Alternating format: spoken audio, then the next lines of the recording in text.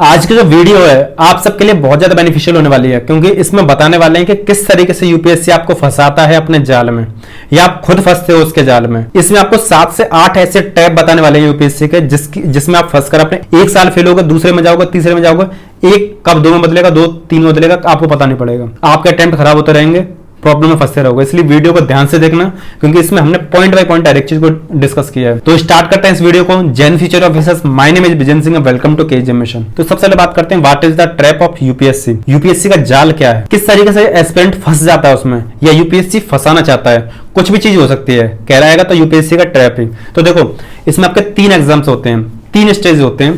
पहला आपका प्रीलिम्स का, दूसरा आपका मेंस का, तीसरा आपका इंटरव्यू, जिसको पर्सनालिटी टेस्ट बोलते हैं, इंटरव्यू नॉर्मल लैंग्वेज में बोल देते हैं। जो आपका प्रीलिम्स का पेपर होता है ना, उसकी मेन डिमांड होती है कि एस्पिरेंट को चाहे जानकारी तो बहुत ज्यादा ना हो, ठीक है, लेकिन उसकी प्रैक्टिस शानदार वे में होनी चाहिए। उसकी जो आंसर्स की एक्यूरेसी वगैरह है बहुत अच्छे से होनी चाहिए। यानी आपको एक बेसिक इंफॉर्मेशन है, साथ में एक अच्छी प्रैक्टिस है, तो आप प्रीलिम्स को क्रैक कर सकते हो। रट्टाफिकेशन वाले प्रीलिम्स को क्रैक नहीं कर सकते। ये यूपीएससी का फर्स्ट स्टेप है, फर्स्ट जाल है स्टूडेंट को फंसाने के लिए। इसीलिए 10 लाख फॉर्म भरते हैं स्टूडेंट्स, उनमें 4.5 लाख आपके पेपर देते हैं, जिनमें से 10 से 15 हजार आपके पास होते हैं। बाकी के जो फिल्टर होते हैं ना, 4,80,000, 4,50,000, वो सब उसी से फिल्टर होते हैं। या तो रट के आते हैं, कंसेप्ट वीक होते हैं, या ठीक से पढ़ के नहीं आते, मजे मजे में दे देते हैं एग्जाम वगैरह। तो ये यूपीएससी ने पहला फिल्टर पॉइंट लगा रखा है कि यही में फंसा के बाहर कर देगा। रट्टाफिकेशन वाला नहीं चलेगा। दूसरा, जिसकी प्रैक्टिस कम है वो नहीं चलेगा। एक्यूरेसी खराब है वो नहीं चलेगा। यानी प्रैक्टिस अच्छी होनी चाहिए, नॉलेज बेसिक चल जाएगी। दूसरा जो जाल है वो यूपीएससी का यह है कि यूपीएससी ने पहला पेपर रख रखा है किसका, प्रीलिम्स का। तो स्टूडेंट क्या गलती करता है कि पहले प्रीलिम्स तैयार कर लूं, उसका मेंस तैयार करूंगा, लेकिन ये गलत अप्रोच है। यही यूपीएससी का जाल है। इसको समझो कि आपको तैयारी स्टार्ट करनी है मेंस के हिसाब से। मेंस में पूछा क्या जाता है, मेंस में पूछा जाता है आपका फैक्ट प्लस कंसेप्ट, यानी आपका कंसेप्ट कितने अच्छे से क्लियर है, आपके फैक्ट की जानकारी कितने अच्छे से है। यूपीएससी की तैयारी प्रीलिम्स और प्लस मेंस दोनों के एक साथ होती है, लेकिन स्टार्टिंग में जो तैयारी होती है मेंस के हिसाब से होती है। जैसे मान लीजिए आपके पास 1 साल का टाइम है, ठीक है, उस 1 साल में स्टार्टिंग के जो 9 से 10 महीने की तैयारी रहेगी, 8 से 9 महीने की जो तैयारी रहेगी, वो प्रीलिम्स प्लस मेंस दोनों को एक साथ करके होगी। बाकी के जो 2-3 महीने बचते हैं उसमें स्पेसिफिक आप प्रीलिम्स के लिए पढ़ते हो। प्रीलिम्स के जो सब्जेक्ट हैं, प्रीलिम्स में आपके 7 सब्जेक्ट होते हैं, history, geography, economy, polity, environment, science and technology, और आपका आईआर, इंटरनेशनल रिलेशंस, और थोड़ा सा करंट अफेयर। तो इन 7 सब्जेक्ट की आपको प्रैक्टिस करनी पड़ती है जब प्रीलिम्स का एग्जाम आने वाला होता है, उससे 2 से 3 महीने पहले। तो यूपीएससी का जो थर्ड ट्रैप है वो है उसका पर्सनैलिटी टेस्ट, जिसको नॉर्मल लैंग्वेज में इंटरव्यू बोल देते हैं। है वो रियल में पर्सनैलिटी का टेस्ट, ठीक है, जिसको पीटी बोल देते हैं, पर्सनैलिटी टेस्ट। उसमें आपका ये देखा जाता है आपका कम्युनिकेशन कितना अच्छा है, प्रेजेंस ऑफ माइंड कितना अच्छा है, बॉडी लैंग्वेज क्या है आपकी, आपका थॉट प्रोसेस क्या है, आपका खुद का कॉन्फिडेंस कैसा है, ये सारी चीजें देखी जाती हैं। लेकिन स्टूडेंट सोचता है कि ये क्वेश्चन पूछा जाएगा, क्वेश्चन ऐसा नहीं है। जो प्रीलिम्स का एग्जाम हुआ था ना, वो प्रीलिम्स का एग्जाम काफी टफ होता है।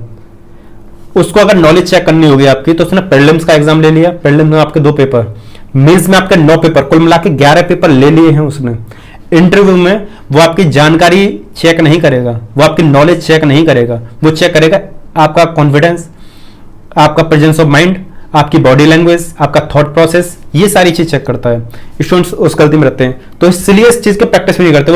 वो चले जाते हैं कहां पे फंसाता है इस चीज में, वो चले जाते हैं नॉलेज लेने के लिए कि इंटरव्यू में नॉलेज होती है। नहीं, उसने 11 पेपर ऑलरेडी ले लिए हैं प्रीलिम्स और मेंस के, ठीक है। तो इस चीज को समझ के चलो, आपको उन सारे फैक्टर्स पे काम करना है। कम्युनिकेशन, पर्सनैलिटी टेस्ट, यानी आपकी पर्सनैलिटी, कम्युनिकेशन स्किल, कॉन्फिडेंस और थॉट प्रोसेस, ये कैसा होना चाहिए, सारी चीज पे थोड़ा सा काम करना पड़ेगा। फोर्थ जो ट्रैप है यूपीएससी का, वो है आपका सीसेट का पेपर। तो सीसेट में आपका 3 मेजर सब्जेक्ट होते हैं, आपका मैथ, एक रीजनिंग, और एक आपका कॉम्प्रिहेंशन। कॉम्प्रिहेंशन आपका हिंदी में हो सकता है, इंग्लिश में हो सकता है। तो देखो, मैथ और रीजनिंग और कॉम्प्रिहेंशन, इसमें आपके 80 क्वेश्चन आते हैं। लेकिन अब सीसेट का लेवल इतना बढ़ा दिया है, पहले क्या था, किसी भी एक सब्जेक्ट में महारत हासिल कर लो, आपका काम हो जाएगा। लेकिन अभी क्या है, कम से कम आपको 2 सब्जेक्ट अच्छे से आने होने चाहिए। और आपका कॉम्प्रिहेंशन भी अच्छा है, कॉम्प्रिहेंशन यानी इंग्लिश समझ सकते हो आप उसको, या हिंदी समझ सकते हो, कॉम्प्रिहेंशन अच्छा है, तो आपको मैथ और रीजनिंग थोड़ी थोड़ी आती रहनी चाहिए। या अगर आपको कॉम्प्रिहेंशन खराब है तो मैथ रीजनिंग अच्छे से आनी होनी चाहिए, तभी आप कर सकते हो। तो ये पूरा ट्रैप है, पहले नहीं था, अभी हो गया। कुल मिला के कहने का मतलब 2 सब्जेक्ट पर अच्छे से कमांड हो सीसेट में। फिफ्थ जो ट्रैप है वो यूपीएससी का वो ये है, हिंदी मीडियम के लिए थोड़ा सा लॉस रहे ना सी सेट में। जो कॉम्प्रिहेंशन वाला बताया ना हमने, मैथ रीजनिंग कॉम्प्रिहेंशन में इंग्लिश का भी आता है, हिंदी का भी आता है। हिंदी की जो लैंग्वेज होती है उसका स्टैंडर्ड बहुत ज्यादा टफ रहता है, समझ में नहीं आता, ऐसा होता है। तो कॉम्प्रिहेंशन में जो इंग्लिश का लेवल होता है वो भी काफी शानदार होता है, लेकिन जो हिंदी वाला होता है उसकी हिंदी का स्टैंडर्ड बहुत ज्यादा टफ होता है। तो हम जो स्टूडेंट है हिंदी मीडियम वाले भी उनको भी रिकमेंड करेंगे, उनको भी बोलेंगे कि आप इंग्लिश वाले कॉम्प्रिहेंशन को सॉल्व करो, वो थोड़ा इजी रहता है हिंदी वाले की तुलना में। इंग्लिश को थोड़ा सा आप इंप्रूव करो, कुछ टिप्स एंड ट्रिक्स होती हैं जिससे आप अपने कॉम्प्रिहेंशन को अच्छे से कर सकते हो। अभी तक आपके 5 फैक्टर या 5 ट्रैप हुए हैं कि किस तरीके से यूपीएससी आपको फंसाता है या आप उसमें खुद फंसते हो। अभी तक आपने वीडियो को अगर लाइक नहीं किया तो वीडियो को लाइक कर दो, अगर चैनल पर नए चैनल को सब्सक्राइब जरूर कर दो, क्योंकि ऐसी क्वालिटी वाली वीडियोस आगे आपको मिलती रहे। और वीडियो देखने के बाद में शेयर जरूर करना, क्योंकि बहुत बेनिफिशियल है। अगर आपको बताते हैं 6 जो ट्रैप है यूपीएससी का वो है उसका ऑप्शनल। तो ऑप्शनल में उसने इतने सारे ऑप्शन दे रखे हैं, वो आपके लिए प्लस पॉइंट भी है, नेगेटिव पॉइंट भी है। प्लस पॉइंट कैसे कि आप जिस बैकग्राउंड से तैयारी करके आए हो, जिस बैकग्राउंड से पढ़कर आए हो, उस बैकग्राउंड का ही ऑप्शन चूज कर लो। अगर आपको उसमें नॉलेज होगी तो इसमें नॉलेज होगी, तो अच्छे से आप कंबाइन करके अच्छे से अपने प्रिपरेशन को और अच्छे से करके कम टाइम में अपना सिलेबस को कवर कर लोगे और अपना एग्जाम दे सकते हो। देखो यूपीएससी में कुछ सब्जेक्ट ऐसे हैं जिनका पैरामीटर फिक्स है कि इसमें इतने से इतने मार्क्स ही आ सकते हैं, उसमें लिमिटेशंस लगी हुई हैं और कभी कभी उससे बहुत कम रह जाते हैं।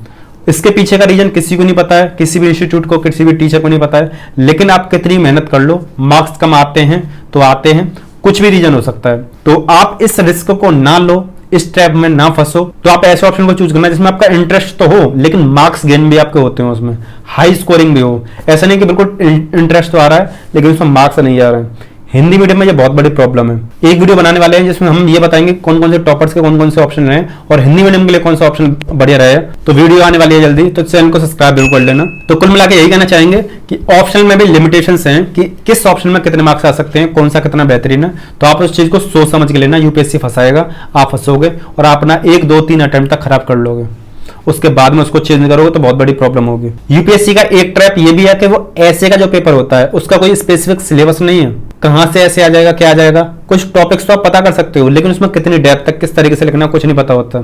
तो आप उसको प्रैक्टिस के थ्रू ही कवर कर सकते हो, या कोई टॉपर्स की कॉपी मिल जाती है आपको, या टीचर्स के लेक्चर्स मिल जाते हैं जिनसे आप कर सकते हो। तो आपका एथिक्स और ऐसे ये दोनों बहुत बड़े ट्रैप हैं यूपीएससी के, आप इन दोनों से बच के रहना और इनमें मार्क्स लेकर ही आप अपने जो इंटरव्यू के कॉल है उसको बुला सकते हो। अदरवाइज आप मेंस को क्वालिफाई नहीं कर पाओगे, क्योंकि आपको बताएं GS1, GS2, GS3 इसमें लगभग हर एक टॉपर के मार्क्स लगभग बराबर होते हैं। जो मेजर चेंजेस आते हैं वो आते हैं आपके ऑप्शनल में, वो आते हैं आपके एथिक्स के पेपर में, वो आते हैं आपके ऐसे के पेपर में। तो आप इन तीनों पेपर को अच्छे से करना। लैंग्वेज वाले पेपर होते हैं उनमें भी आपको अच्छे से करना होगा, वरना यूपीएससी वहां पे फंसा देता है। तो कुल मिलाकर आपका 8-7 ट्रैप थे यूपीएससी के जिनसे आपको बच के रहना है। अदरवाइज आपका एक अटेम्प्ट कब 2 में बदलेगा, कब 3 में बदलेगा, कब 4 में बदलेगा, आपको कुछ पता नहीं पड़ेगा। और ऐसी वीडियो बनाने में काफी ज्यादा टाइम एफर्ट लगता है, तो वीडियो को शेयर जरूर करना अपने फ्रेंड्स तक। लेफ्ट वाले प्लेलिस्ट को क्लिक करके हमारे चैनल के और सारे गाइडेंस वाले वीडियो देख सकते हो, और राइट वाले वीडियो क्लिक करके हमारे चैनल के और सारे रिव्यूज, नोट्स रिव्यू वाले वीडियो देख सकते हो। और डिस्क्रिप्शन को चेक कर लेना, वहाँ पे आपको परचेस करने के लिंक मिल जाएंगे, नोट्स वगैरह, बुक्स वगैरह के। इसके साथ ही इस वीडियो समाप्त करते हैं। जय हिंद।